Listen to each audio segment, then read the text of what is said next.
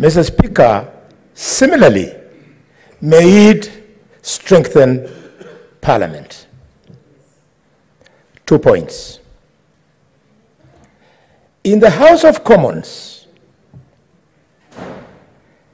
when the Prime Minister of Great Britain, Boris Johnson, the one who led Britain to exit the EU, he was one of the most remarkable leaders in the history of the European Union.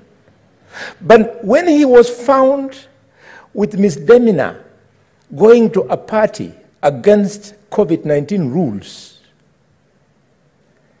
and then he was asked to speak to it, he misled the House, instead of admitting and saying, I am sorry. And for that reason, the Prime Minister was put before the Powers and Privileges Committee of the House of Commons, the equivalent of this committee that we are debating today. And powerful as he was, he submitted himself and presented evidence, and using a team of competent lawyers, and he was removed because they were protecting the House of Commons. Senator Gloria has been given an opportunity to go and defend herself on her allegations. She has refused. What do you call it? It's called, in English, it's called contempt. She was contemptuous of the committee.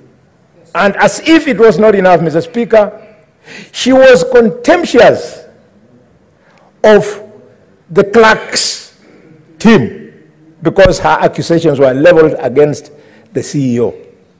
And Mr. Speaker, going on the social media group, she was equally contemptuous of all of us.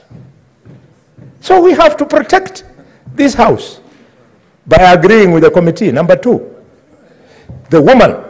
And I want to speak mainly to the nominated senator from Samburu and the nominated senator from Mombasa.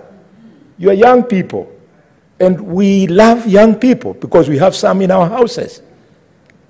Mr. Speaker, it's up to them. They can say and say the good things they have said, but as with the benefit of hindsight, many years of experience, we want to guide them as follows. Instead of you pursuing that trajectory, go and read tonight the story of Grace Onyango. Grace was the woman who broke the glass ceiling for a woman to be elected MP in Kenya. She was truly a graceful Luo woman. Mr. Speaker, let them tonight go and read the story of Chelagat Mutahi. Chelagat Mutahi was a great woman. She is a hero of the second liberation of this country. She was detained, she was exiled, but Chelagat Mutahi never walked on her knees. Who are these young people who want to lecture us when we know the story of Chelagat Mutahi? Mr. Speaker, tonight, these young women should go and read the story of Phoebe Asio. Phoebe Asio was in this house. Phoebe was a great woman. She was MP, and because of that distinction, Phoebe was named ambassador to the UN in charge of development funds for women in the world. Give us a break. If you have time, and you must have it, young senators, women, go and read the story of Professor Wangari Muta Madai from Nyeri. She won the Nobel Peace Prize. She was an MP in Nyeri. Mr. Speaker, bear with me. I want to move along with these young people. They think they say anything about them. If the young lady from Meru, if I just give you the photograph of Zinzi, my daughter, you look the other way. She is something.